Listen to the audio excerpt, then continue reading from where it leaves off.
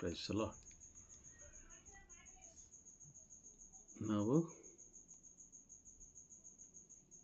ದೀಕ್ಷಾಸ್ಥಾನದ ಗೂಢಾರ್ಥವನ್ನು ನಾವು ತಿಳ್ಕೊಳ್ತಾ ಇದ್ದೀವಿ ಅಲ್ವಾ? ಹೌದು ಬ್ರದರ್, ಹೌದು. ದೀಕ್ಷಾಸ್ಥಾನ ಭಾಗ 4 ಅಲ್ವಾ? Praise the Lord. 5 brother. 5 brother.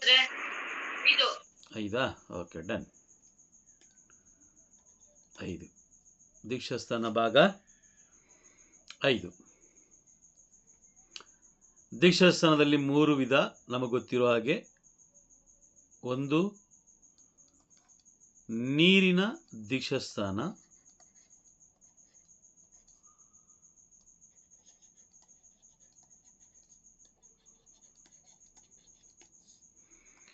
ಎರಡನೇದು ಪವಿತ್ರಾತ್ಮರಿಂದ ದೀಕ್ಷಾಸ್ಥಾನ,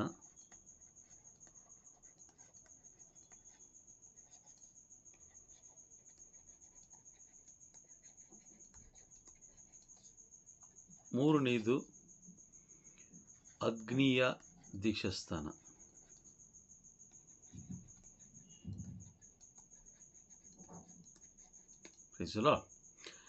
ನೀರಿನ ದೀಕ್ಷಾಸ್ಥಾನದ ಬಗ್ಗೆ ನಾವು ತಿಳ್ಕೊಂಡಿದ್ದೀವಿ. ಈ ದಿನಗಳಲ್ಲಿ ನಾವು ಪವಿತ್ರಾತ್ಮರ ದೀಕ್ಷಾಸ್ಥಾನದ ಬಗ್ಗೆ ನಾವು ತಿಳ್ಕೊಳ್ತಾ ಇದ್ದೀವಿ. ಪವಿತ್ರಾತ್ಮರ ದೀಕ್ಷಾಸ್ಥಾನದ ಬಗ್ಗೆ ನಾವು ತಿಳ್ಕೊಳ್ತಾ ಇದ್ದೀವಿ.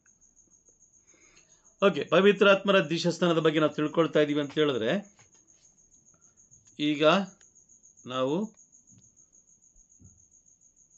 ಪವಿತ್ರಾತ್ಮರ ದೀಕ್ಷಾಸ್ಥಾನವನ್ನು ಯಾರ್ಯಾರು ಪಡ್ಕೊಂಡಿದ್ದಾರೆ ಅದನ್ನು ಕೂಡ ನಾವು ತಿಳ್ಕೊಳ್ಳೋಣ. ಬೈಬಲಲ್ಲಿ ಇರೋ ಪ್ರಕಾರ ಕೆಲವು ಮುಖ್ಯ ವ್ಯಕ್ತಿಗಳು ಪವಿತ್ರಾತ್ಮರ ದೀಕ್ಷಾಸ್ಥಾನವನ್ನು ಪಡ್ಕೊಂಡಿರೋದ್ರ ಬಗ್ಗೆ ನಾವು ತಿಳ್ಕೊಳ್ತಾ ಹೋಗೋಣ.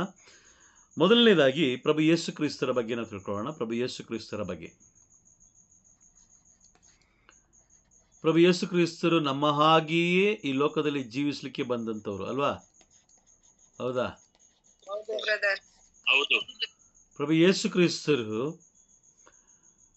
ಅವರು ಪುಟ್ಟ ಮಗು ಇರಬೇಕಾದ್ರೆ ಅವರಿಗೆ ನೀರಿನಿಂದ ದೀಕ್ಷಾಸ್ಥಾನವನ್ನು ಪಡ್ಕೊಂಡ್ರವರು. ಪುಟ್ಟ ಮಗು ಇರಬೇಕಾದ್ರೆ ಅವರು ನೀರಿನ ದೀಕ್ಷಾಸ್ಥಾನವನ್ನು ಪಡ್ಕೊಂಡ್ರಾ? ಗೊತ್ತಿದೆಯಾ? ಪಡ್ಕೊಂಡ್ರು ಅಲ್ವಾ? Praise the Lord. ಅದಕ್ಕೆ ನಮ್ಗೆ ಆಧಾರ ಬೇಕು. ಇಲ್ಲ ಅಂತಿದ್ರೆ ಈ ದಿನಗಳಲ್ಲಿ ಏನಂತ ಹೇಳಿದ್ರೆ ಎಲ್ಲ ಜನರು ಏನಾಗಿದ್ದಾರೆ ಅಂದರೆ, ಬೈಬಲ್ ಅವ್ರಿಗೆ ಅವಶ್ಯಕತೆ ಇಲ್ಲ, ಅವ್ರಿಗೆ ಬೇಕಾಗಿರೋದು ಬೋಧಕರು. ಬೋಧಕರು ಏನು ಹೇಳ್ತಾರೋ ಅದನ್ನು ಕೇಳ್ತಾರೆ. ಬೋಧಕರ ಬಾಯನ್ನು ನಂಬಿ ಜೀವಿಸುತ್ತಿರುವಂಥ ಕ್ರೈಸ್ತರಿಗೆ, ಮುಖ್ಯವಾಗಿ ಕ್ರೈಸ್ತರಿಗೆ, ಏನು ಹೇಳಿದ್ರು ಅವ್ರು ಕೇಳೋದಿಲ್ಲ. ನಮ್ಮನ್ನೇ ಅವ್ರು ಏನು ಹೇಳ್ತಾರೆ? ಧರ್ಮಸಭೆಯ ವಿರೋಧಿ ಅಂತ ಹೇಳ್ತಾರೆ. ಧರ್ಮಸಭೆಯ ವಿರೋಧದ ಕಾರ್ಯಗಳನ್ನು ಮಾಡ್ತಿರೋದು ಅವರು. ಆದರೆ ಅವರು ತಪ್ಪಿಸ್ಕೊಳ್ಳೋದಕ್ಕೋಸ್ಕರ ನಮ್ಮನ್ನು ಏನು ಮಾಡ್ತಾರೆ?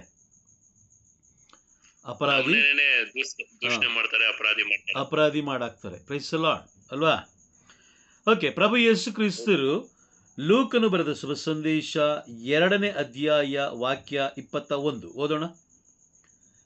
8ನೆಯ ದಿನ ಶಿಶುವಿಗೆ ಸುನ್ನತಿ ಮಾಡಬೇಕಾಗಿದ್ದ ಸಂದರ್ಭದಲ್ಲಿ ಅದಕ್ಕೆ ಯೇಸು ಎಂಬ ಹೆಸರನ್ನಿಟ್ಟು ನಾಮಕರಣ ಮಾಡಿದರು.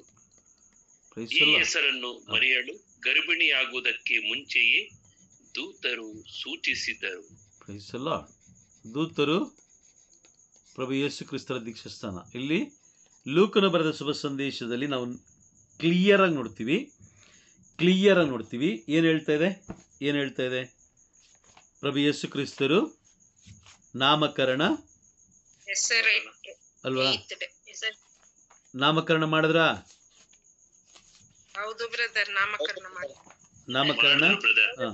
ನಾಮಕರಣ ಆಗಿದೆ ಅಲ್ವಾ? Praise the Lord. ಕರೆಕ್ಟಾ?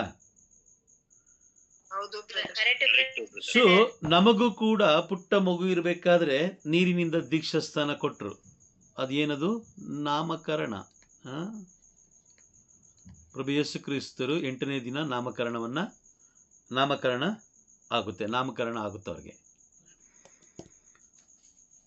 ನಮಗೂ ಕೂಡ ನಾಮಕರಣ ನೀರಿನಿಂದ ದೀಕ್ಷಾಸ್ನಾನ ಅಂದರೆ ಏನನ್ನ ಸೂಚಿಸುತ್ತದೆ? ನೋಹನ ನಾಮಕರಣವನ್ನು ಸೂಚಿಸುತ್ತದೆ ಬ್ರದರ್. ಏನು ಸೂಚಿಸುತ್ತದೆ?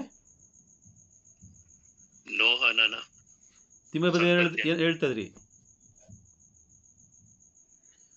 ಪ್ರಭು ಯೇಸು ಕ್ರಿಸ್ತರಿಗೆ 8ನೇ ದಿನ ನಾಮಕರಣ ಮಾಡಿದ್ರು ಬ್ರದರ್. ಅಲ್ಲಲ್ಲ, ನಮಗೆ ನೀರಿನಿಂದ ದೀಕ್ಷಾಸ್ನಾನ ಪಡ್ಕೊಳ್ತೀವಲ್ಲ, ಅದು ಏನನ್ನು ಸೂಚಿಸುತ್ತದೆ? ನೀರಿನ ದೀಕ್ಷಾಸ್ನಾನ.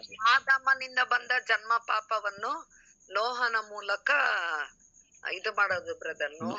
ನೋಹನ ಮೂಲಕನ ಮುಖಾಂತರ ಆ ಪಾಪಗಳಿಗೆ ಪದಗಳನ್ನ ಎಂದು ಸೂಚಿಸಲು ಯಾಜಕರು ಸಣ್ಣ ಮಗುವಿಗೆ ನೀರಿನಿಂದ ದೀಕ್ಷಾಸ್ನಾನ ಕೊಡ್ತಾರೆ. ಓಕೆ, ನೀವು ನೆಕ್ಸ್ಟ್ ಎಲ್ಲಾದರೂ ಪದಗಳನ್ನು ಬಳಸಬೇಕಾದ್ರೆ ಬಹಳ ಗಂಭೀರವಾಗಿ ಬಳಸಿ. ಯಾಕಂದರೆ ಲೋಕ ವಿವೇಕದಿಂದ ಅವಿವೇಕದ ಕಡೆ ಆಲ್ರೆಡಿ ಹೋಗ್ತಾ ಇದೆ.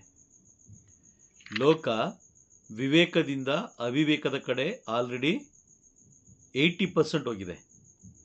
ನೀವು ಲೋಕಕ್ಕೆ ಸಂದೇಶ ಕೊಡಬೇಕಾದ್ರೆ ಬಹಳ ಎಚ್ಚರಿಕೆ ಇರಲಿ. ನೋಹನ ಮುಖಾಂತರ ಅಲ್ಲ, ಯಾವ ರೀತಿ ಪಾಪದಿಂದ ಬಂದಂತಹ ಆ ಒಂದು ಕಾಲವನ್ನು ನೋಹ ಹಾಗೂ ಅವರ ಕುಟುಂಬವನ್ನು ರಕ್ಷಣೆ ಮಾಡಿದ ಸೂಚನೆಯನ್ನು ಸೂಚಿಸುತ್ತದೆ. ರಕ್ಷಣೆ, ಆದಾಮನಿಂದ ಬಂದಂಥ ಪಾಪ ನಾನು ರಕ್ಷಿಸಿದ್ದೇನೆ, ಇದು ಸರ್ವೇಶ್ವರ ಸ್ವಾಮಿಯ ನುಡಿ. ಅದಾದ ಮೇಲೆ ಮಾಡುವಂಥ ಪಾಪಗಳು ಎಲ್ಲ ಲೆಕ್ಕಕ್ಕೆ ಬರುತ್ತೆ. ಹಾಗಾಗಿ ನಮಗೂ ಕೂಡ ದೀಕ್ಷಾಸ್ನಾನ ಕೊಡ್ಬೇಕಾದ್ರೆ ನೀವು ನೋಡಿರ್ತೀರ, ಜನ್ಮ ಪಾಪ ಅಲ್ವಾ, ಯಾಜಕರು ಓದ್ತಾರಲ್ಲಿ. ಕರೆಕ್ಟಾ? ಯಾಜಕರು ಓದ್ತಾರೆ. ನೀವು ಅದನ್ನು ಗಮನಿಸಿರಲ್ಲ ಅಂದ್ಕೊಳ್ತೀನಿ. ಯಾಜಕರು ಓದ್ತಾರೆ ಆದಾಮನ ಕಾಲದಿಂದ ಬಂದಂತಹ ಪಾಪವನ್ನು ನಾನು ಜನ್ಮ ಪಾಪವನ್ನು ನಾನು ತೊಳಿತಾ ಇದ್ದೀನಿ. ಜನ್ಮ ಪಾಪ ತೊಳೆದು ಅಲ್ಲಿ ಒಂದು ಹೆಸರಿಡ್ತಾರೆ. ಅಲ್ಲಿ ಆ ಮಗುವಿಗೆ ಒಂದು ಹೆಸರಿಡ್ತಾರೆ ಅಲ್ವಾ? ಹೆಸರಿಟ್ಟು ಒಂದು ಶಿಲುಬೆಯ ಗುರುತನ್ನು ಹಾಕ್ತಾರೆ. ಏನಕ್ಕೆ ಶಿಲುಬೆಯ ಗುರುತನ್ನು ಹಾಕೋದು ಅಂತ ಹೇಳಿದ್ರೆ, ಈ ಮಗು ಈ ಕ್ಷಣದಿಂದ ಧರ್ಮಸಭೆಗೆ ಸೇರಿದ್ದು. ನೋಡಿ, 8ನೇ ದಿನ ಶಿಶುವಿಗೆ ಸುನ್ನತಿ ಮಾಡಬೇಕಾಗಿದ್ದ ಸಂದರ್ಭದಲ್ಲಿ ಅದಕ್ಕೆ ಯೇಸು ಎಂಬ ಹೆಸರಿಟ್ಟು ನಾಮಕರಣ ಮಾಡಿದರು. Praise the Lord. ಯೇಸು ಸ್ವಾಮಿಗೂ ಕೂಡ ಅಲ್ಲಿ ಒಂದು ನಾಮಕರಣ ಮಾಡುವಂತಹ ಒಂದು ಕಾರ್ಯಕ್ರಮವನ್ನು ಮಾಡಿದ್ರು. ನಮಗೂ ಕೂಡ ದೇವಾಲಯದಲ್ಲಿ ನಡೆಯುವಂಥದ್ದು 40ನೇ ದಿನಕ್ಕೆ ಕೆಲವು ಜನ ಇಡ್ತಾರೆ, ಕೆಲವು ಜನ 8ನೇ ದಿನಕ್ಕೆ ಇಡ್ತಾರೆ. ಇದು ನಾಮಕರಣ. ಅದಾದ ಮೇಲೆ ನೀರಿನಿಂದ ದೀಕ್ಷಾಸ್ನಾನವನ್ನು ಕೊಡ್ತಾರೆ. ಅದು ಜನ್ಮ ಪಾಪವನ್ನು ನಾವು ತೊಳೆದಿದ್ದೀವಿ ಅಂತ ಹೇಳಿ ದೀಕ್ಷಾಸ್ನಾನ. ಅದಾದ ಮೇಲೆ ಪ್ರಭು ಯೇಸು ಕ್ರಿಸ್ತರು ನೀರಿನಿಂದ ದೀಕ್ಷಾಸ್ನಾನವನ್ನು ಪಡ್ಕೊಳ್ತಾರೆ. ಎಲ್ಲಿ? ಯೋಹಾನನ ಬಳಿ ನೀರಿನಿಂದ ದೀಕ್ಷಾಸ್ನಾನವನ್ನು ಪಡ್ಕೊಳ್ತಾರೆ. Praise the Lord. ಇಲ್ಲಿ ಯೋಹಾನನ ಶುಭ ಸಂದೇಶ 1ನೇ ಅಧ್ಯಾಯ ವಾಕ್ಯ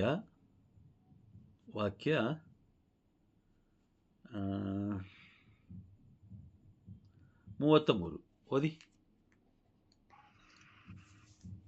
ಬರಬೇಕಾಗಿದ್ದವರು ಇವರೇ ಎಂದು ನನಗೂ ತಿಳಿದಿರಲಿಲ್ಲ, ಆದರೆ ನೀರಿನಿಂದ ಸ್ನಾನ ದೀಕ್ಷೆ ಕೊಡುವಂತೆ ನನ್ನನ್ನು ಕಳಿಸಿದ ದೇವರು ಪವಿತ್ರಾತ್ಮ ಇಳಿದು ಬಂದು ಯಾವ ವ್ಯಕ್ತಿಯ ಮೇಲೆ ನೆಲೆಸುವುದನ್ನು ನೀನು ನೋಡುವಿಯೋ ಆತನೇ ಪವಿತ್ರಾತ್ಮನಿಂದ ದೀಕ್ಷಾಸ್ನಾನ ಕೊಡುವಾತ ಎಂದಿದ್ದರು. ಆಮೆನ್.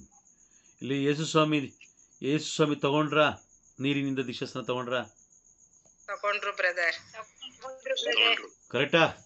ಯೋಹಾನ 1:33 ಯೇಸು ಸ್ವಾಮಿ ನೀರಿನ ದೀಕ್ಷಾಸ್ನಾನವನ್ನು ಪಡ್ಕೊಂಡ್ರು.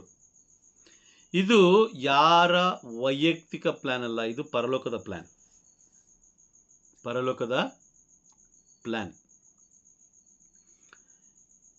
Price the Lord.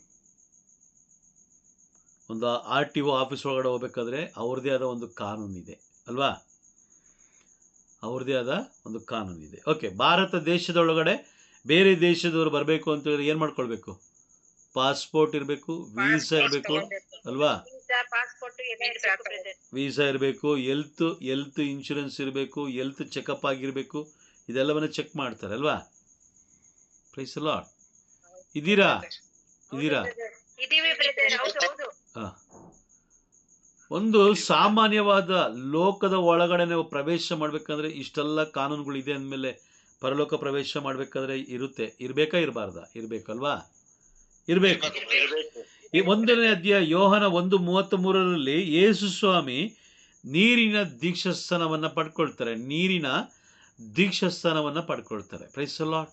ಓಕೆ, ಅದಾದ ಮೇಲೆ ನೋಡೋಣ. ಅದಾದ ಮೇಲೆ ಇನ್ನೊಂದು ಕಡೆಯಲ್ಲಿ ಲೂಕನು ಬರೆದ ಶುಭ ಸಂದೇಶ 4ನೇ ಅಧ್ಯಾಯ, ಲೂಕನು ಬರೆದ ಶುಭ ಸಂದೇಶ 4ನೇ ಅಧ್ಯಾಯದಲ್ಲಿ ಯೇಸು ಸ್ವಾಮಿ ಲೂಕ 4ನೇ ಅಧ್ಯಾಯ 1ನೇ ವಾಕ್ಯ, ಯೇಸು ಸ್ವಾಮಿ ಪವಿತ್ರಾತ್ಮರಿಂದ ಜೋರ್ಡನ್ ನದಿ ತೀರದಿಂದ ಹಿಂದಿರುಗಿದ ಮೇಲೆ ಅದೇ ಆತ್ಮರಿಂದ ಪ್ರೇರಿತರಾಗಿ ಬೆಂಗಾಡು ಪ್ರದೇಶಕ್ಕೆ ಬಂದರು. Praise the Lord. ಸಾಕು. ಪವಿತ್ರಾತ್ಮ ಭರಿತರಾಗಿ ಅಂದ್ರೆ ಏನು? ಪವಿತ್ರಾತ್ಮರನ್ನ ಅಂಗೀಕಾರ ಮಾಡಿಕೊಂಡು ಎಲ್ಲಿಗೆ ಬಂದ್ರು ಅಲ್ವಾ? ಸ್ವೀಕಾರ ಮಾಡ್ಕೊಂಡ್ರ? ಹಾಗಾದ್ರೆ ಇದೇನಿದು? ಪವಿತ್ರಾತ್ಮರ ದೀಕ್ಷಾಸ್ಥಾನ. Praise the Lord. ಪ್ರಭು ಯೇಸು ಕ್ರಿಸ್ತರು ನೀರಿನಿಂದ ದೀಕ್ಷಾಸ್ಥಾನ ಪಡ್ಕೊಂಡ್ರು, ಪವಿತ್ರಾತ್ಮರಿಂದ ದೀಕ್ಷಾಸ್ಥಾನ ಪಡ್ಕೊಂಡ್ರು ಅಲ್ವಾ? ಎರಡೂ ಆಯ್ತು. ಕರೆಕ್ಟಾ? ಹೌದಾ? Praise the Lord. ಎರಡೂ ಆಯ್ತು. ಪ್ರಭು ಯೇಸು ಕ್ರಿಸ್ತರು 2 ದೀಕ್ಷಾಸ್ಥಾನವನ್ನು ಪಡ್ಕೊಂಡ್ರು. ಹಾಗಾದ್ರೆ ಈಗ ನಾವು ಪಡ್ಕೊಳ್ಳೋದು ತಪ್ಪಿದೆಯಾ? ಇಲ್ಲ ಬ್ರದರ್, ಎಲ್ಲರೂ ಪಡ್ಕೊಳ್ಳೇಬೇಕು. ಪಡ್ಕೋಬೇಕಾ ಅಥವಾ ಪಡ್ಕೊಳ್ಳೇಬೇಕಾ? ಪಡ್ಕೊಳ್ಳೇಬೇಕು ಬ್ರದರ್. ದೇವರ ರಾಜ್ಯಕ್ಕೆ ಹೋಗ್ಬೇಕಂದ್ರೆ ಪಡ್ಕೋಬೇಕು. ಪಡ್ಕೋಬೇಕಾ ಅಥವಾ ಪಡ್ಕೊಳ್ಳೇಬೇಕಾ? ವ್ಯತ್ಯಾಸ ಇದೆ. ಪಡ್ಕೊಳ್ಳೇಬೇಕು, ಆಪ್ಷನ್ನೇ ಇಲ್ಲ ಅಲ್ವಾ? Praise the Lord. ಪ್ರಭು ಯೇಸು ಕ್ರಿಸ್ತರು ನೀರಿನಿಂದಲೂ ದೀಕ್ಷಾಸ್ಥಾನವನ್ನು ಪಡ್ಕೊಂಡ್ರು, ಅದಾದ ಮೇಲೆ ಪವಿತ್ರಾತ್ಮರ ದೀಕ್ಷಾಸ್ಥಾನವನ್ನು ಕೂಡ ಅವರು ಪಡ್ಕೊಂಡ್ರು. ನಾವು ನೀರಿನಿಂದ ದೀಕ್ಷಾಸ್ಥಾನ ನಾವು ಪಡ್ಕೊಂಡಿದ್ದೀವಿ, ಪವಿತ್ರಾತ್ಮರಿಂದಲೂ ಹಾಗೂ ಅಗ್ನಿಯಿಂದ ನಾವು ಪಡ್ಕೊಳ್ಬೇಕು. ಈಗ ಪವಿತ್ರಾತ್ಮರ ಬಗ್ಗೆ ನಾವು ತಿಳ್ಕೊಳ್ತಾ ಇದ್ದೀವಿ, ನಂತರ ಅಗ್ನಿಯ ಬಗ್ಗೆ ನಾವು ತಿಳ್ಕೊಳ್ಳೋಣ. Praise the Lord. ಓಕೆ, ಪ್ರಭು ಯೇಸು ಕ್ರಿಸ್ತರು ದೀಕ್ಷಾಸ್ಥಾನ ಪಡ್ಕೊಂಡಿದ್ದಾರೆ ಅಂತ ಬೈಬಲ್ ಸ್ಪಷ್ಟವಾಗಿ ಹೇಳ್ತದೆ, ವಾಕ್ಯದ ಸಮೇತ ಹೇಳ್ತಾ ಇದೆ ಅಲ್ವಾ? ಹೌದಾ? ಸರಿ, ಓಕೆ. ಹಾಗಾದ್ರೆ ಮಾತೆ ಮರಿಯಮ್ಮರ ಬಗ್ಗೆ ತಿಳ್ಕೊಳ್ಳೋಣ. ಮಾತೆ ಮರಿಯ,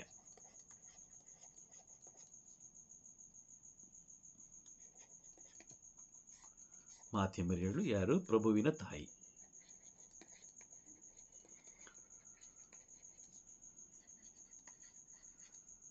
ಪ್ರೈಸ್ ದಿ ಲಾರ್ಡ್.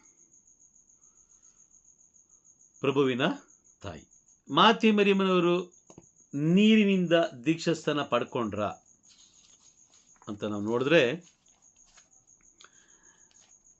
ಬೈಬಲಲ್ಲಿ ಎಲ್ಲೂ ಲಿಖಿತವಾಗಿಲ್ಲ. ಅವರು ನೀರಿನಿಂದ ದೀಕ್ಷಾಸ್ಥಾನ ಪಡ್ಕೊಂಡ್ರು ಎಂಬುದು ಎಲ್ಲೂ ಲಿಖಿತವಾಗಿಲ್ಲ. ಆದರೆ ಜನ್ಮ ಪಾಪ, ಗಮನ ಕೊಟ್ಟು ಕೇಳಿಸ್ಕೊಳ್ಳಿ, ಜನ್ಮ ಪಾಪ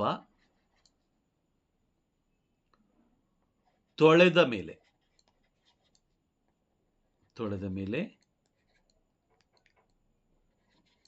ಅವರು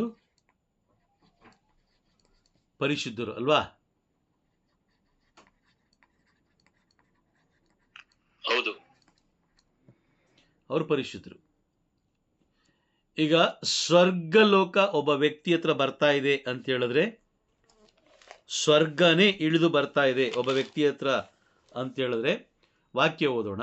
ಹಿಬ್ರಿಯರಿಗೆ ಬರೆದ ಪತ್ರ, ಹಿಬ್ರಿಯ 12:14 ಓದಿ. ಎಲ್ಲರೊಂದಿಗೂ ಹಾ. ಶಾಂತಿ ಸಮಾಧಾನದಿಂದಲೂ ಪ್ರಯತ್ನಿಸಿರಿ. ಪರಿಶುದ್ಧತೆಯನ್ನು ಅರಸಿರಿ. ಪರಿಶುದ್ಧತೆ ಇಲ್ಲದೆ ಯಾರೂ ದೇವರನ್ನು ಕಾಣುವಂತಿಲ್ಲ. ಆಮೆನ್. ಪರಿಶುದ್ಧತೆ ಇಲ್ಲದೆ ಯಾರು ದೇವರನ್ನು ಕಾಣುವಂತಿಲ್ಲ. ಪರಿಶುದ್ಧತೆ ಮಾತೆ ಮರಿಯಮ್ಮನವರಲ್ಲಿದ್ದ ಕಾರಣ ನೋಡಿ, ಪರಿಶುದ್ಧತೆ. ಯಾಕೆ? ಜನ್ಮ ಪಾಪ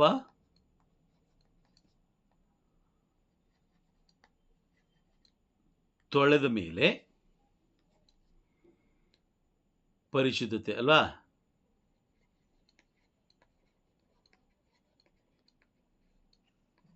ಬ್ರದರ್, ಆ ಮಾತೆ ಮರಿಯಮ್ಮನವ್ರಿಗೆ ಜನ್ಮ ಪಾಪ ಇಲ್ಲ ಅಂತ ಹೇಳ್ತಾರಲ್ಲ ಬ್ರದರ್.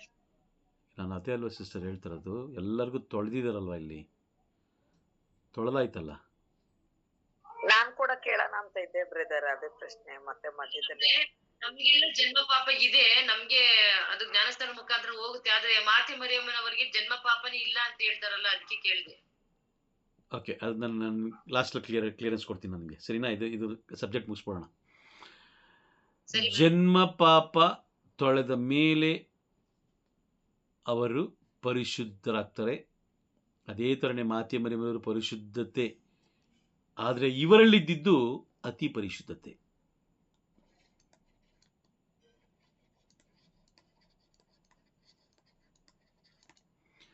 ಅತಿ ಪರಿಶುದ್ಧತೆ ಇದ್ದ ಕಾರಣ ಪರಲೋಕನೇ ಹುಡ್ಕೊಂಡು ಬಂತು ಇವ್ರ ಹತ್ರ.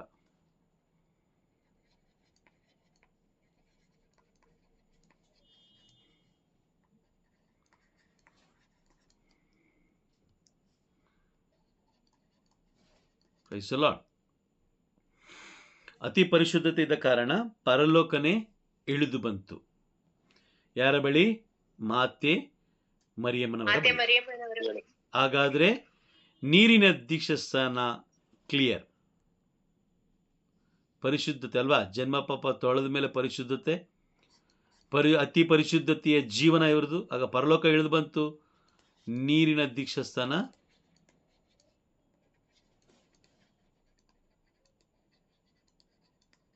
ಓಕೆ, ಮುಗೀತು ಅಲ್ವಾ? ಎರಡನೇದು ಪವಿತ್ರಾತ್ಮರ ದೀಕ್ಷಾಸ್ನಾನ. ಯಾರು? ಮಾತೆ ಮರಿಯರು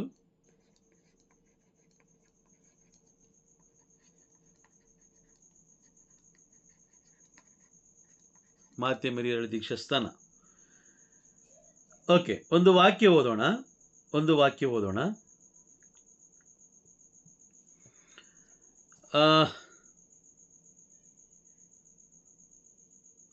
ಲೂಕ 1:35, 34-35 ಎರಡು ಓದಿ.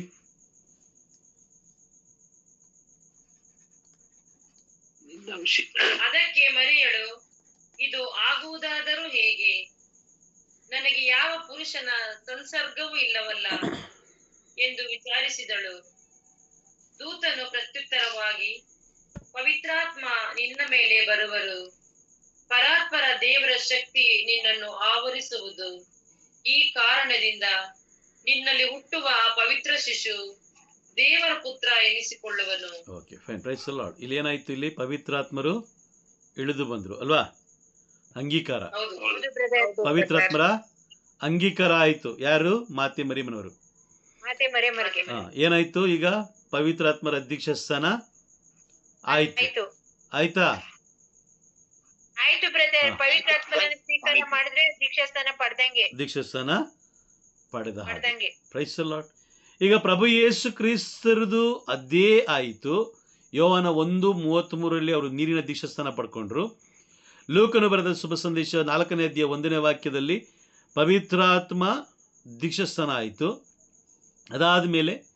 ಅದಾದಮೇಲೆ ಮಾತೆ ಮರಿಯಮ್ಮನವರ ಬಗ್ಗೆ ನಾವು ತಿಳ್ಕೊಳ್ತಾ ಹೋದರೆ ಅವರು ಕೂಡ ನೀರಿನ ದೀಕ್ಷಾಸ್ನಾನ ಪಡ್ಕೊಂಡ್ರು. ಯಾಕೆ ಅಂತ ಹೇಳಿದ್ರೆ ಪರಲೋಕನೇ ಇಳಿದು ಬರ್ತಾ ಇದೆ ಒಬ್ಬರ ಬಳಿಗೆ ಅಂತ ಹೇಳಿದ್ರೆ ಅವರು ಪರಿಶುದ್ಧರು. ವಾಕ್ಯನ ಹೇಳ್ತದೆ, ಸ್ತ್ರೀಯರಲ್ಲೆಲ್ಲ ಧನ್ಯಳು ನೀನು. ಧನ್ಯಳು ಅಂತ ಹೇಳಿದ್ರೆ ಏನು? ಧನ್ಯಳು ಅಂತ ಹೇಳಿದ್ರೆ ಪರಿಶುದ್ಧರು ಅಲ್ವಾ? ಪರಿಶುದ್ಧರು. Praise the Lord. ಪರಿಶುದ್ಧರು ಅಥವಾ ಪರಲೋಕಕ್ಕೆ ಬಾಧ್ಯಸ್ಥರು ಅಥವಾ ದೇವರ ಪ್ರೀತಿಯ ಮಗು ಅಥವಾ ದೇವರಿಂದ ಆಯ್ಕೆಗೊಂಡವರು ಎಲ್ಲ ಧನ್ಯರು ಅಂತ ಹೇಳಿದ್ರೆ ಪರಲೋಕಕ್ಕೆ ಅವರು ಬಾಧ್ಯಸ್ಥರು. ಆಶೀರ್ವಾದ ಆಶೀರ್ವಾದ ಪಡೆದವರು, ಪಾಪಮಯ ಜೀವನ ಜೀವಿಸಿದವರು. Price the Lord. ಹೌದಾ? ಹೌದಲ್ವಾ? ಹೌದು ಬ್ರದರ್. ಹೌದು. ಸರಿ, ಈಗ ಮಾತೆ ಮರಿಯಮ್ಮನವರಿಗೆ ಜನ್ಮ ಪಾಪ ಇಲ್ಲ ಅಂತ ನೀವು ಕೇಳಿದ್ರಿ ಅಲ್ವಾ? ಕರೆಕ್ಟಾ? ಹೌದು ಹೌದು ಬ್ರದರ್. ಬ್ರದರ್. ಮಾತೆ ಮರಿಯ ತಾಯಿ ಯಾರು? ಜೋಕಿಮ್. ಜೋಕಿ ಮತ್ತು ಅನ್ನಮ್ಮ. ಜೋಕಿಮ್ ಅನ್ನಮ್ಮ.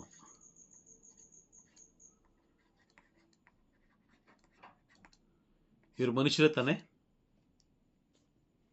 ಹೌದು ಬ್ರದರ್, ಮನುಷ್ಯರಿಂದ ಇವರ ಮಾತೆ ಮರಿಯವರ ಇತಿಹಾಸ ನೋಡಬೇಕಾದ್ರೆ ಜೋಕಿಮ್ ಮತ್ತೆ ಅನ್ನಮ್ಮ ಇವರು ತುಂಬಾ ಪರಿಶುದ್ಧವಾದ ಜೀವನ ಜೀವಿಸಿದವರು. ಇವರಿಬ್ಬರಿಗೂ 20 ವರ್ಷಗಳಾದ ಮೇಲೆ, ಎಷ್ಟು ವರ್ಷ? 20 ವರ್ಷಗಳಾದ ಮೇಲೆ ಹುಟ್ಟಿದವರೇ ಮಾತೆ ಮರಿಯಳು. ಎಲ್ಲ ದೇವರ ಪ್ಲಾನ್ ಇದೆ, ದೇವರ ಯೋಜನೆ ಇದೆ. ಈಗ ಮನುಷ್ಯನಿಂದ ಬಂದಂಥದ್ದು ಎಲ್ಲವೂ ಜನ್ಮ ಪಾಪ ಇದ್ದೇ ಇರುತ್ತೆ. ಬೈಬಲಲ್ಲಿ ಎಲ್ಲಾದರೂ ಒಂದು ಕಡೆ ಒಂದೇ ಒಂದು ಕಡೆ ತೋರಿಸಿ ಮಾತೆ ಮರಿಯಮ್ಮನವರಿಗೆ ಜನ್ಮ ಪಾಪ ಇಲ್ಲ ಅನ್ನೋದೆಲ್ಲರೂ ಒಂದು ಕಡೆ ತೋರಿಸಿ ನಾವು ನಂಬೋಣ, ಏನು ತೊಂದರೆ ಏನಿಲ್ಲ ಅಲ್ವಾ? ಬೈಬಲ್ ಎಲ್ಲೂ ಬರ್ದಿಲ್ಲ, ಎಲ್ಲೂ ಅವರು ಬರ್ದಿಲ್ಲ. ಯಾಕೆಂದ್ರೆ ಜೋಕಿಮ್ ಮತ್ತೆ ಅನ್ನಮ್ಮರ ಮುಖಾಂತರ ಹುಟ್ಟಿದ ಮಗು ಅಂತಾನೆ ಇತಿಹಾಸನೇ ಹೇಳ್ತಾ ಇದೆ. ಪ್ರೈಸ್ ದಿ ಲಾರ್ಡ್ ಅಲ್ವಾ? ಹೌದು ಬ್ರದರ್. ಈಗ ಮನುಷ್ಯರಿಂದ ಹುಟ್ಟಿದವರು ಜನ್ಮ ಪಾಪ ಹೊಂದಿದವರು. ಮನುಷ್ಯರಿಲ್ಲದೆ ಹುಟ್ಟಿದವರು ಒಬ್ರೇ. ಯಾರು? ಪ್ರಭು ಯೇಸು ಕ್ರಿಸ್ತ. ಆಮೇನ್. ಪ್ರಭು ಯೇಸು ಕ್ರಿಸ್ತರು ಅಲ್ವಾ? ಅವರು ಪವಿತ್ರಾತ್ಮದಿಂದ ಹುಟ್ಟಿದವರು, ಅವರಿಗೆ ಜನ್ಮ ಪಾಪ ಇಲ್ಲ. ಆದರೂ ಕೂಡ ಅವ್ರೇನ್ ಮಾಡಿದ್ರು? ಅವ್ರಿಗೇನಾಯ್ತು? ಪರಲೋಕ ನಾಮಕರಣ ಮಾಡಿಸ್ತು ಅಲ್ವಾ? ಪವಿತ್ರಾತ್ಮರ ದೀಕ್ಷಾಸ್ಥಾನ ಆಯ್ತು, ನೀರಿನ ದೀಕ್ಷಾಸ್ಥಾನ ಆಯ್ತು, ನಂತರ ಪವಿತ್ರಾತ್ಮರ ದೀಕ್ಷಾಸ್ಥಾನ ಆಯ್ತು ಅಲ್ವಾ? ಇಲ್ಲೆಲ್ಲೂ ಅವ್ರೇನು ಅವ್ರು ತಮ್ಮನ್ನೇ ಹೆಚ್ಚಿಸ್ಕೊಳ್ಳಿಲ್ಲ. ನಾನು ಪರಲೋಕದಿಂದ ಬಂದಿರೋದು, ನನಗೆ ಇದ್ಯಾವುದು ಬೇಕಾಗಿಲ್ಲ ಅಂತ ಅವ್ರೇನು ತಮ್ಮನ್ನೇ ಹೆಚ್ಚಿಸ್ಕೊಳ್ಳಿಲ್ಲ. ಅವರು ನಮಗೆ ತಿಳಿಸ್ಕೊಟ್ರು, ಇದೇ ಜೀವನ, ಇದೇ ರೀತಿ ಜೀವಿಸಿ ನೀವು ಪರಲೋಕಕ್ಕೆ ಬನ್ನಿ. ಹೌದಾ? Praise the Lord. ಅದೇ ರೀತಿ ಮಾತೆ ಮರಿಯಮ್ಮನಲ್ಲಿ ಜನ್ಮ ಪಾಪ ಇಲ್ಲ ಅನ್ನೋದಕ್ಕೆ ನಮಗೆ ಆಧಾರ ಬೇಕು. ಒಬ್ಬ ವ್ಯಕ್ತಿ ಬರ್ದಿದ್ದಾರೆ, ಒಬ್ಬ ವ್ಯಕ್ತಿ ಅದನ್ನ ಬರ್ದಿಟ್ಟಿದ್ದಾರೆ, ಅದನ್ನ ನಾವು ನಂಬಂಗಿಲ್ಲ. ಯಾಕಂದ್ರೆ ಅಂತಿಮ ದಿನಗಳಲ್ಲಿ ಯಾರು ಬರ್ತಾ ಇದಾರೆ?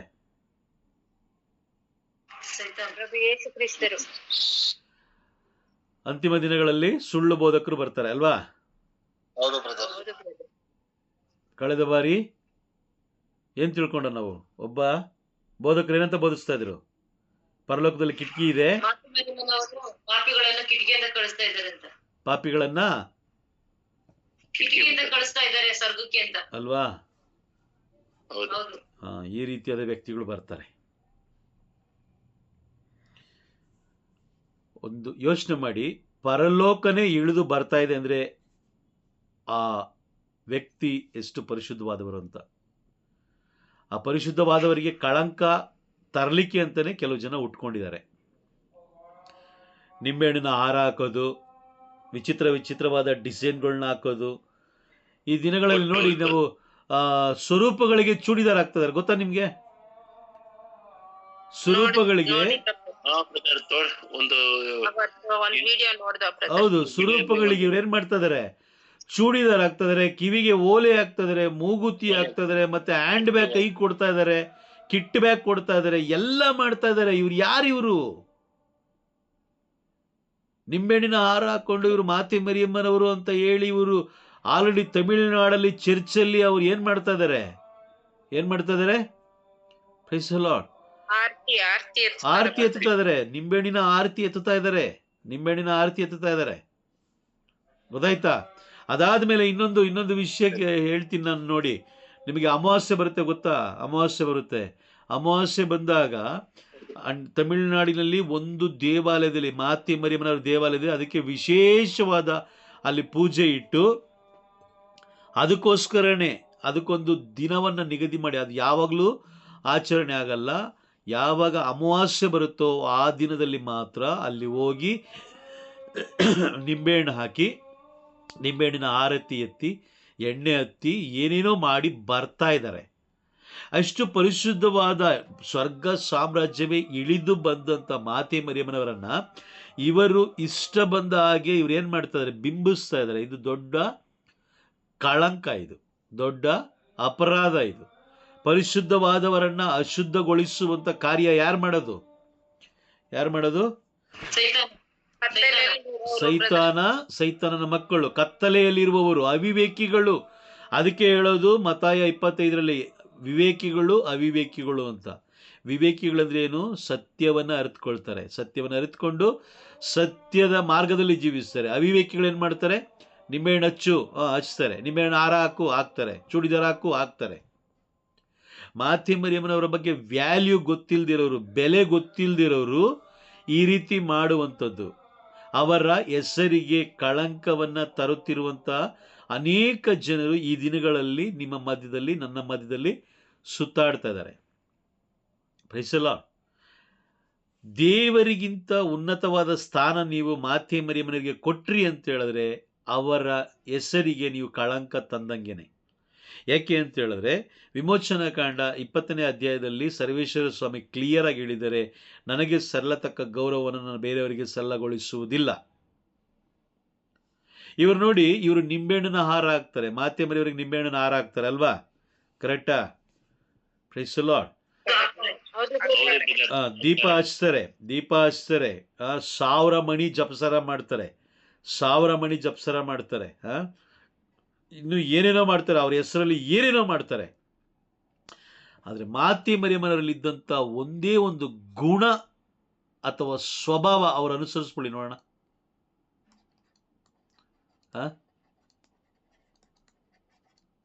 ಸ್ವಭಾವಗಳನ್ನ ಅವರು ಅನುಸರಿಸಲಿ ನೋಡೋಣ. ಪರಿಶುದ್ಧತೆ ಬಗ್ಗೆ ಅವ್ರು ಜೀವಿಸ್ಲಿ ನೋಡೋಣ. ಪರಿಶುದ್ಧತೆ ಬಗ್ಗೆ ಅವ್ರು ನಡ್ಕೊಳ್ಳಿ. ಬೇಡ, ದೇವಾಲಯದಲ್ಲಿ ತಂದೆಯಾದ ದೇವರಿಗೆ ಇವರು ತಲೆಬಾಗ್ಲಿ ನೋಡೋಣ. ತಂದೆಯಾದ ದೇವರ ಒಂದೇ ಒಂದು ಮಾತಿಗೆ ಮಾತೆ ಮರಿಯಮ್ಮನವರು ಹಿಂದೆ ನೋಡಲಿಲ್ಲ, ಮುಂದೆ ನೋಡಲಿಲ್ಲ, ಆಲೋಚನೆ ಮಾಡಲಿಲ್ಲ.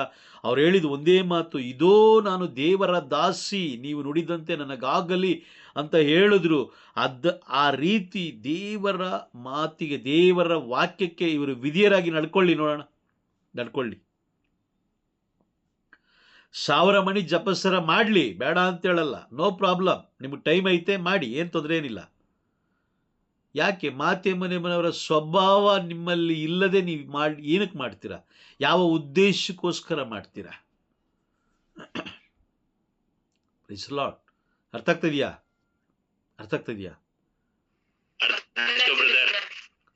ಇವರಲ್ಲಿ ಮಾತೆ ಮರಿಯಮ್ಮನವರ ಸ್ವಭಾವ ಒಂದು ಚೂರು ಇರೋದಿಲ್ಲ. ಇವರೆಲ್ಲ ಏನು ಗೊತ್ತಾ? ಬಡ್ಡಿಗೆ ದುಡ್ಡು ಬಿಟ್ಟಿರ್ತಾರೆ. ಗಂಡನ್ನ ಏಕವಚನದಲ್ಲಿ ಮಾತಾಡ್ತಾರೆ. ಗಂಡನಿಗೆ ಒಡೆದವರು ಇದ್ದಾರೆ, ಗಂಡನ ಅವಮಾನ ಪಡಿಸಿದವರು ಇದ್ದಾರೆ. ಬೇರೆ ಬೇರೆ ದುಷ್ಟ ಕಾರ್ಯಗಳನ್ನು ವ್ಯಭಿಚಾರ ಮಾಡುವಂಥವರು ಇದ್ದಾರೆ. ಶಾರೀರಿಕ ವ್ಯಭಿಚಾರ ಮಾಡಿದವರು ಇರ್ಬೋದು, ಅಥವಾ ನಮ್ಮ ವಿಶ್ವಾಸದಲ್ಲಿ ವ್ಯಭಿಚಾರನ ಮಾಡಿದವರು ಇರ್ಬೋದು. ಇಲ್ಲಿ ಇರೋ ವಿಷಯ ಅಲ್ಲಿ ತಗೊಂಡು ಹಾಕೋದು, ಅಲ್ಲಿರೋ ವಿಷಯ ಇಲ್ಲಿ ತಂದು ಹಾಕೋದು, ಆಮೇಲೆ ಸಾಯಂಕಾಲ ಕೂತ್ಕೊಂಡು ನಮೋ ಮರಿಯ ಸಂತ ಮರಿಯ ಅನ್ನೋದು. Praise the Lord. ಹಾಗಾಗಿ ಈ ರೀತಿ ವ್ಯಕ್ತಿಗಳನ್ನು ನೀವು ಹಿಂಬಾಲಿಸಬೇಕಾಗಿರೋ ಅವಶ್ಯಕತೆ ಇಲ್ಲ.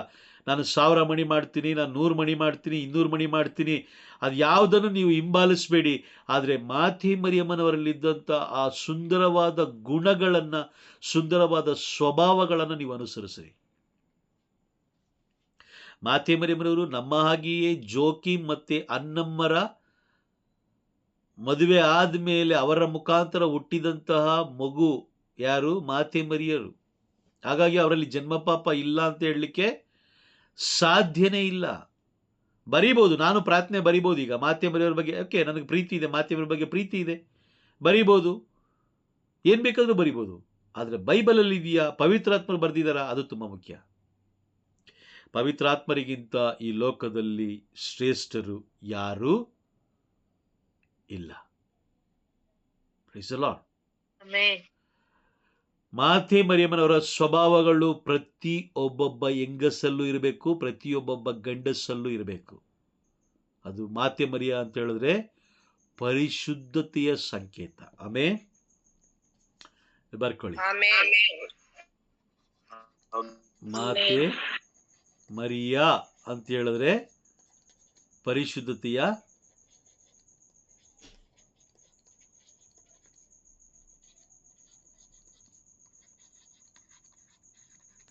ಸಂಕೇತ. ನಿಮ್ಮಲ್ಲಿ ಪರಿಶುದ್ಧತೆ ಇದ್ರೆ ಸ್ವರ್ಗ ಸಾಮ್ರಾಜ್ಯನೇ ಇಳಿದು ಬರುತ್ತೆ. ಮಾತೆ ಮರಿಯಮ್ಮನವರೇನು, ಇಡೀ ಸಂತರುಗಳೇ ಇಳಿದು ಬರ್ತಾರೆ.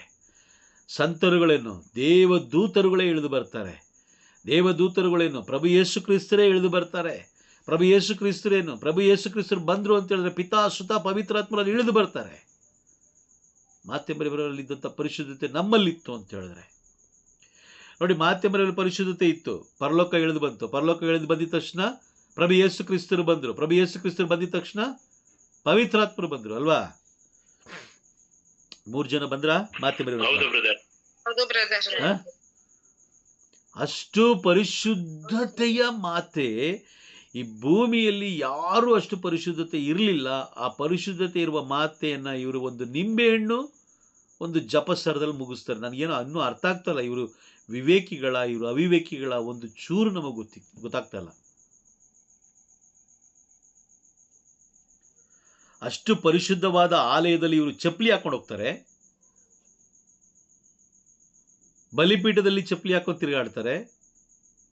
ಮೊನ್ನೆ ನೋಡಿದ್ರ ಒಂದು ಸಿಸ್ಟರ್ ಡ್ಯಾನ್ಸ್ ಆಡ್ಬೇಕಾದ್ರೆ ಸೊಂಟದಲ್ಲಿ ಏನಿತ್ತು?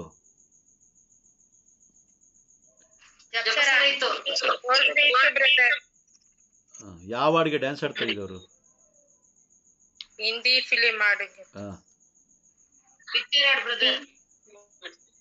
ಒಂದು ಚಲನಚಿತ್ರದ ಗೀತೆಗೆ ಇವರು ಸೊಂಟದಲ್ಲಿ ಜಪಸರ ಆಡ್ಕೊಂಡು ಡ್ಯಾನ್ಸ್ ಮಾಡ್ತಾರೆ. ಯಾವ ಸಂಕೇತ, ಏನ್ ಸಂದೇಶ ಕೊಡ್ತಾ ಇದಾರೆ ಇವರು? ಏನ್ ಸಂದೇಶ ಕೊಡ್ತಾ ಇದ್ದಾರೆ ನೋಡಿ. ಈ ರೀತಿ ಜನರು ಉಟ್ಕೊಳ್ತಾರೆ. ಆದರೆ ತುಂಬಾ ಜನರು ಪರಿಶುದ್ಧತೆ ಅಂದ್ರೆ ಮಾತೆ ಮರಿಯಮ್ಮನವರಂತೆ ನಾನು ಜೀವಿಸ್ತೀನಪ್ಪ ಅಂತ ಹೇಳಿ ಅವರು ತಮ್ಮ ಸ್ವಯಂ ಏನು ಹೇಳ್ತಾರೆ, ತಮ್ಮ ಸ್ವಂತ ಆಲೋಚನೆಯಿಂದ ಜೀವಿಸ್ತಾ ಇರೋರು ಇದ್ದಾರೆ, ಇಲ್ಲ ಅಂತ ನಾನು ಹೇಳ್ತಾ ಇಲ್ಲ, ಇದ್ದಾರೆ. ಅವರ ಸ್ವಭಾವಗಳನ್ನು ಅನುಸರಿಸೋರು ಇದ್ದಾರೆ, ಗುಣಗಳನ್ನು ಅನುಸರಿಸೋರು ಇದ್ದಾರೆ. ಬಟ್ ಆದರೆ 100 ಲೀಟ್ರ್ ಹಾಲಲ್ಲಿ ಒಂದೇ ಒಂದು ತೊಟ್ಟು ವಿಷ ಬಿದ್ದರೆ 100 ಲೀಟ್ರು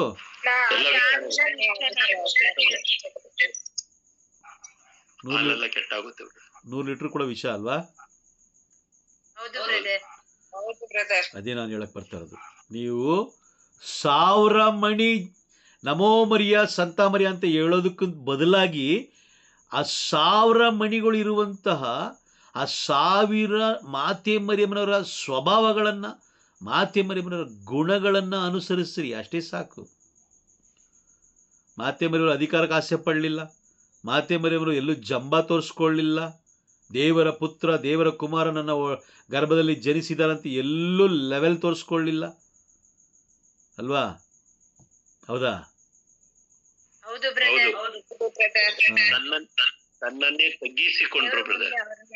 ಸ್ವಲ್ಪ ಯೋಚನೆ ಮಾಡಿ. ಈ ಪ್ರಭು ಯೇಸು ಕ್ರಿಸ್ತರು ನಿಮ್ಮ ಮನೇಲಿ ಹುಟ್ಟಿದಿದ್ರೆ ನೀವೇನ್ ಮಾಡ್ತಾ ಇದ್ರಿ? ಏನ್ ಮಾಡ್ತಾ ಇದ್ರಿ ಅಲ್ವಾ? ನಮ್ಮನ್ನ ಹಿಡಿಯಕ್ ಆಗ್ತಾ ಇರ್ಲಿಲ್ಲ. ಚರ್ಚಲ್ಲಿ ಪೀಠದ ಪಕ್ಕದಲ್ಲಿ ನಮ್ಗೆ ಏನಿರ್ಬೇಕಾಗಿತ್ತು? ಚೇರು ಅಲ್ವಾ? ಚೇರ್ ಇರ್ಬೇಕಾಗಿತ್ತು. ಆದ್ರೆ ಮಾತೆ ಮರಿಯಮ್ಮನವರು ಅದ್ಯಾವುದು ಮಾಡಲಿಲ್ಲ. ನೋಡಿ, ಪ್ರಭು ಯೇಸು ಕ್ರಿಸ್ತರು ಪುನರುತ್ಥಾನ ಆದ್ಮೇಲೂ ಕೂಡ ಅವರು ಏನ್ ಮಾಡ್ತಾರೆ ನೋಡಿ. ಪ್ರೇಷಿತರ ಕಾರ್ಯಕಲಾಪಗಳು 1ನೇ ಅಧ್ಯಾಯ 14ನೇ ವಾಕ್ಯ ಅಲ್ಲಿ ಎಲ್ಲ ಶಿಷ್ಯರು ಪ್ರಾರ್ಥನೆ ಮಾಡಬೇಕಾದ್ರೆ ಪ್ರಭುವಿನ ತಾಯಿನೂ ಕೂಡ ಪ್ರಾರ್ಥನೆಯಲ್ಲಿದ್ದರು. ಇವತ್ತಿನ ದಿನ ಪ್ರಾರ್ಥನೆ ಮಾಡಿ ಅಂತೇಳಿ ನೋಡೋಣ. ನಮ್ಮ ಜನರಿಗೆ ಪ್ರಾರ್ಥನೆ ಮಾಡಿ ಅಂತೇಳಿ ಕುತ್ತಿಗೆಯಲ್ಲಿ ಜಪಸರ ಇರುತ್ತೆ, ಪ್ರಾರ್ಥನೆ ಮಾಡಕ್ಕೆ ಹೇಳಿ ನೋಡೋಣ. ಲೋಕಕ್ಕೋಸ್ಕರ ಪ್ರಾರ್ಥನೆ ಮಾಡಕ್ಕೆ ಹೇಳಿ. ಬೇರೆ ಬೇರೆ ದೇಶಗಳಿಗೋಸ್ಕರ ಪ್ರಾರ್ಥನೆ ಮಾಡಕ್ಕೆ ಹೇಳಿ. ಕ್ರೈಸ್ತರು ಅಂದ್ರೆ ಏನು? ಪ್ರಾರ್ಥಿಸುವವರು ಅಲ್ವಾ? ಇಸ್ರೇಲರು ಅಂದ್ರೆ ಏನು? ತಿಮ್ಮೆ ಬದ ಮ್ಯೂಟ್ ಮಾಡ್ಕೊಳ್ಳಿ, ನೀವು ಆನ್ ಮಾಡಬೇಡಿ. ಇಸ್ರೇಲರು ಅಂದ್ರೆ ಏನು? ಪ್ರಾರ್ಥಿಸುವವರು, ಜಯ, ಪ್ರಾರ್ಥಿಸುವವರು. ವಿಕ್ಟರಿ ಅಲ್ವಾ?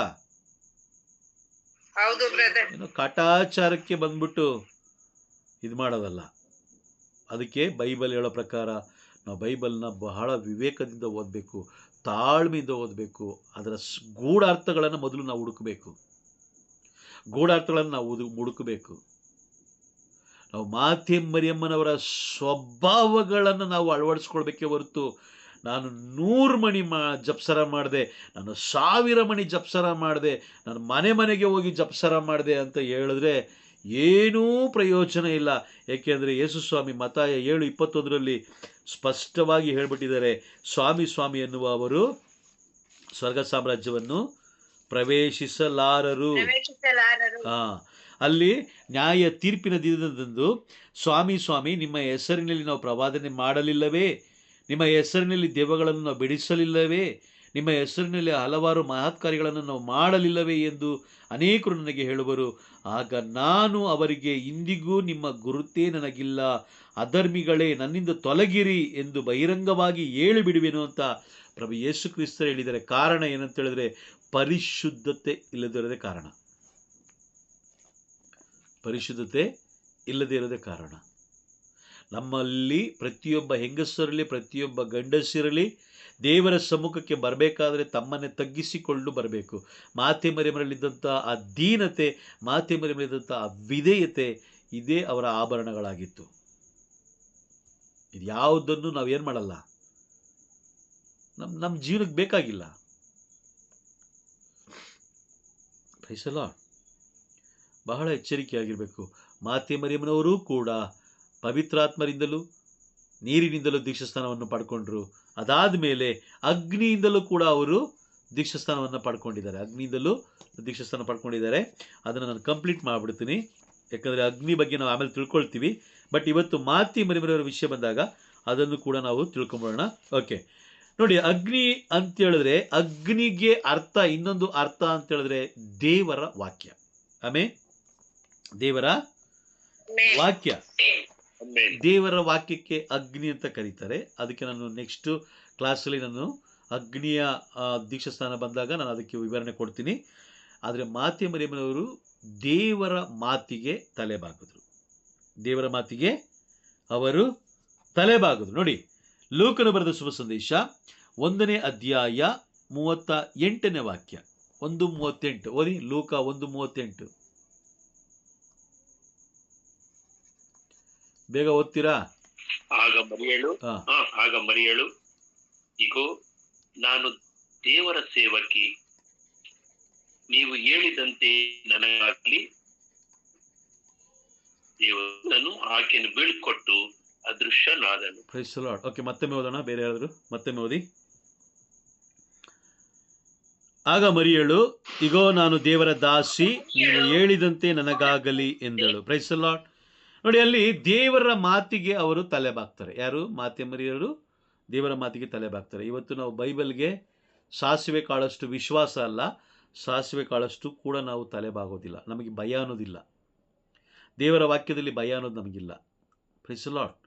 ದೇವರ ವಾಕ್ಯದಲ್ಲಿ ನಮಗೆ ಭಯ ಇಲ್ಲ. ದೇವರ ವಾಗ್ದಾನಗಳ ಬಗ್ಗೆ ನಮಗೆ ತಿಳುವಳಿಕೆ ಇಲ್ಲ. ದೇವರ ಮಾತಿನ ಬಗ್ಗೆ ಮಾತಿನ ಮೇಲೆ ನಮಗೆ ಏನಿಲ್ಲ, ಗೌರವ ಇಲ್ಲ.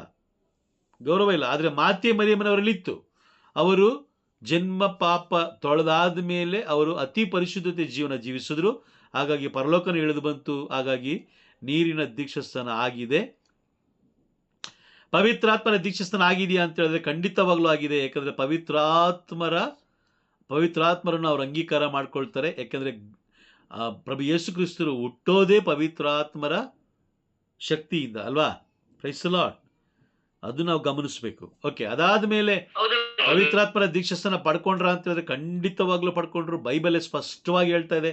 ಲೂಕನು ಬರೆದ ಶುಭ ಸಂದೇಶ ಅಧ್ಯಾಯ 1 ವಾಕ್ಯ 35 ನಾವು ಸ್ಪಷ್ಟವಾಗಿ ನಾವು ಓದ್ಬೋದು. ಅಗ್ನಿಯ ದೀಕ್ಷಾಸ್ಥಾನ ಅವ್ರು ಪಡ್ಕೊಂಡ್ರ ಅಂತ ಹೇಳಿದ್ರೆ ಖಂಡಿತವಾಗ್ಲೂ ಪಡ್ಕೊಂಡ್ರು. ಲೂಕನ ಬರೆದ ಶುಭ ಸಂದೇಶ 1ನೇ ಅಧ್ಯಾಯ 38ನೇ ವಾಕ್ಯದಲ್ಲಿ ದೇವರು ಹಾಕಿದ ಆ ಪ್ಲಾನ್ಗೆ ಅವರು ತಲೆಬಾಗಿದ್ರು, ದೇವರ ಯೋಜನೆಗೆ ತಲೆಬಾಗಿದ್ರು. Price the lord.